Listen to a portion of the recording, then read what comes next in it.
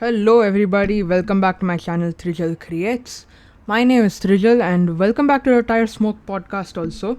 And this is the second episode and I'm excited because it's about one of my favorite race cars of all time, Auto Union. Now, if you like the video, please consider liking and subscribing at the end. It's free, you can always undo it later. Okay, so let's get started on today's episode of the Tyre Smoke podcast. It is about Auto Union. Now, Auto Union was an association of four struggling German companies. What were they? Well, they were DKW, Horch, Wanderer, and a very familiar name, Audi.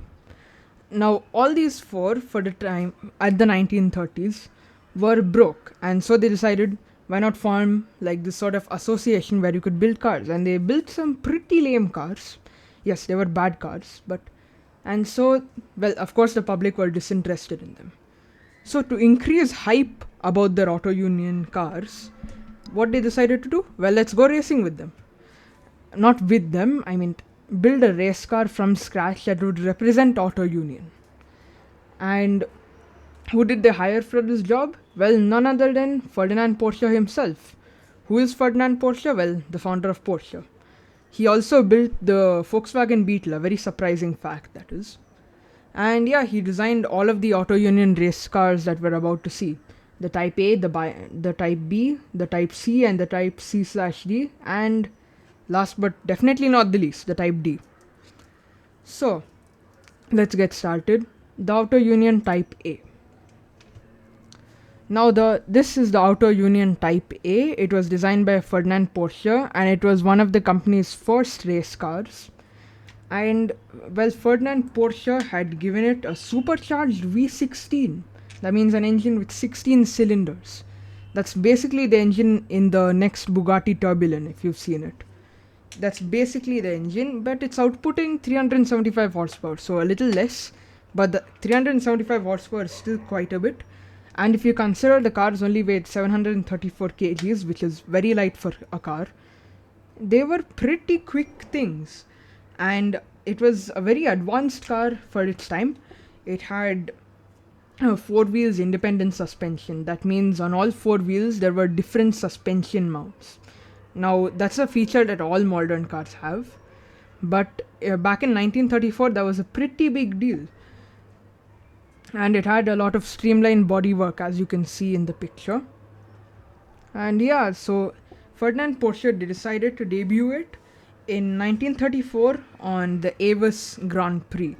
Now, what is a Grand Prix? Well, Grand Prix is basically the predecessor, to modern Formula 1 races. So before Formula 1, before 1950, it was called Grand Prix racing. And in fact, they're still called Grand Prix. The races are still called Grand Prix. The German Grand Prix, the Qatar Grand Prix, the Saudi Arabian Grand Prix, they're still called Grand Prix. And it was debuted at Avis. Now, Avis, very interesting track, I must say. Now, let's talk a little bit about Avis. This is just a part of Avis, but this was one of the more crazier parts of Avis. Avis was basically one German autobahn, and on the day of the Avis Grand Prix, the autobahn was closed for the public so that the cars could race freely. And it was basically two sections of it, extremely long straights, 5-6 kilometer long straights, and huge bank turns like this. As you can see, the turn is it's not a flat turn, it's inclined, and that inclination angle is 43 degrees. When you think about it, it doesn't sound like much, but trust me, if you try standing on that thing, you will fall over. And yeah, cars had to race through this very frightening circuit, to be very honest, even for the 1930s. And yeah, this was where they debuted the car in the 1934 Avis Rennen, as it was called in German. And basically, he said the fastest lap time at Avis. Now, mind you, Hans Stuck is a very renowned driver. He's Austrian. And he set the fastest lap that day in practice. Remember, this was an unproven car, an untested car until its debut. And he made a lap in 10 minutes and 43 seconds, which is very fast for an Avis car. And the average speed of this car was 245 kilometers per hour. impressive figures even today. Well, and if you consider their main competitors were Mercedes, which was funded by the German government themselves, and Alfa Romeo, Maserati, Bugatti. This was a crazy figure. This was like the rookie coming inside the room and beating the pros toes out. And yeah, they set a lap record over there. And the drivers also were equally impressive. As I told, Hans Stuck, very renowned driver. And the next one was Achille Varzi. He was, I think, from Italy or Greece, one of the two places. He's mixed heritage, I think. And Bernd Rosemeyer, who was also Austrian. And all of these three were very renowned names in the world of motor racing. They were all like the cream of the crop. So this was the perfect car for them.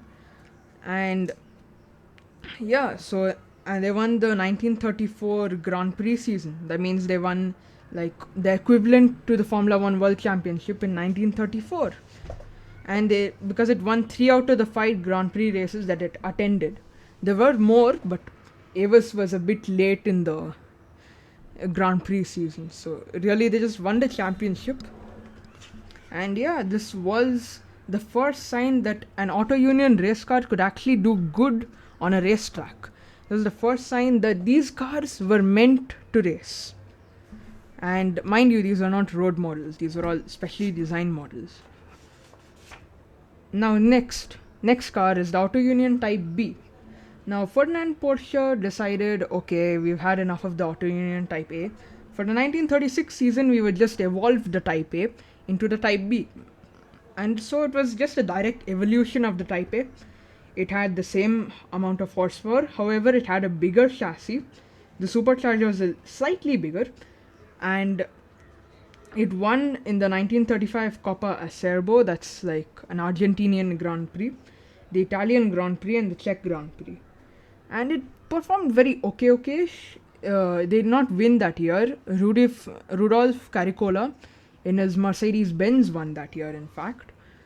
And yeah, it was like more of a developmental season for the Auto Union, really. And the next car is, well, the most popular car by Auto Union, if Auto Union was ever popular. This car was going to be called the Type C. This is the Auto Union Type B, by the way. Yeah, very aerodynamic.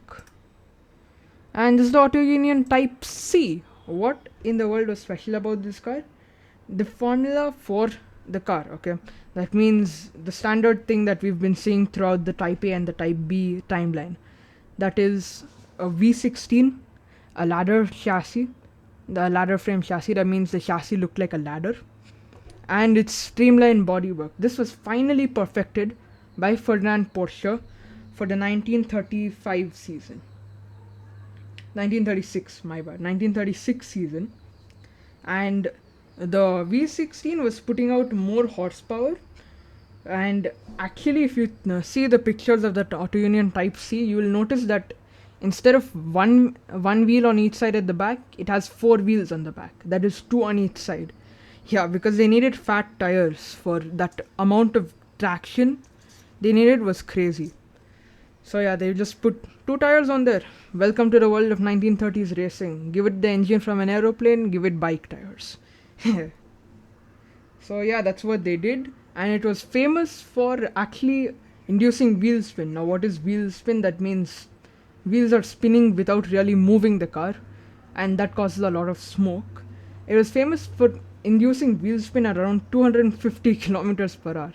Now, if I were going in that car at 250 kilometers per hour, I would not like that.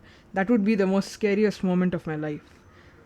And really, the Auto Union Type C, however, after they had overcome the wheel spin problem, was an absolute monster. Nothing could beat it. It was untouchable. And especially the Streamliner version. Auto Union Type C Stromlinie, if you would prefer the German wording. But otherwise, it's called as the Auto Union Type C Streamliner. Really cool car. You should check it out online. And yeah, the Auto Union Type C Streamliner. What was it for? It was basically for Avis specifically. Okay, so they ran this bodywork. It was a all new more streamlined bodywork. That means they'd covered up the wheels and everything.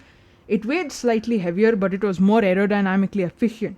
That means it would go faster on the straightaways, which was perfect for a bank track like Avis. Because Avis is just a straight line and two turns, really. It's more like a NASCAR track, but stretched out, So yeah, that would be perfect for Avis, sorry. Because all throughout Avis, you were flat out. Your foot was in the carpet, on the accelerator, that is. So yeah, that would be perfect for Avis, where speed mattered and nothing else. And it really was a fast thing, because in Avis it went a claimed 400 plus kilometer per hour top speed. Now we should remember that this is from the 1930s. Okay, and really there are no existing examples nowadays of the auto union type A, B and C, but there have been replicas built from original drawings. So they got hold of the original drawings by Ferdinand Porsche and they decided to build it themselves. So yeah, that's what they had done with the type C. And the type C was again okay, it was not that successful probably because of reliability issues, but yeah. But however, the 1935 Grand Prix season was won by Bernd Rosemeyer, who was, as you know, working for Auto Union. So that's a win-win for Auto Union. And now we go on next to Auto Union type C/D. That was Auto Union. Basically, they had developed a type D for the 1939 season. And they decided that because the 750 kg formula ended in 1939, they decided that they should build a hill climb car running on the same formula. So basically they took the V16 from a type C and they mixed it with all new type D parts. So that's why they called it the type C/D. Now this was only a hill climb car. That means it would participate in races that involved climbing up a hill in the fastest time you can in a car.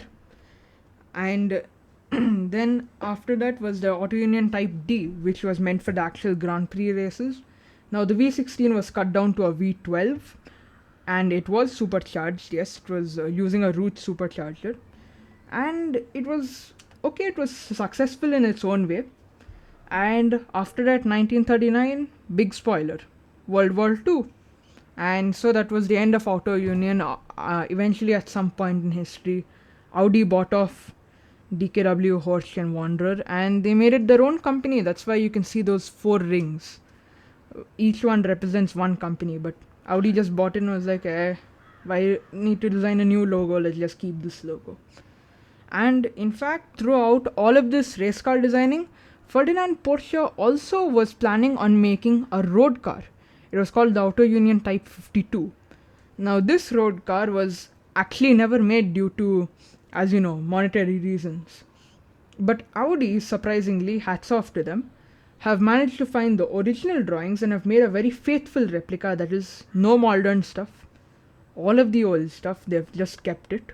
And they've made a very faithful replica of the Auto Union Type 52 that was planned as intended by Ferdinand Porsche himself.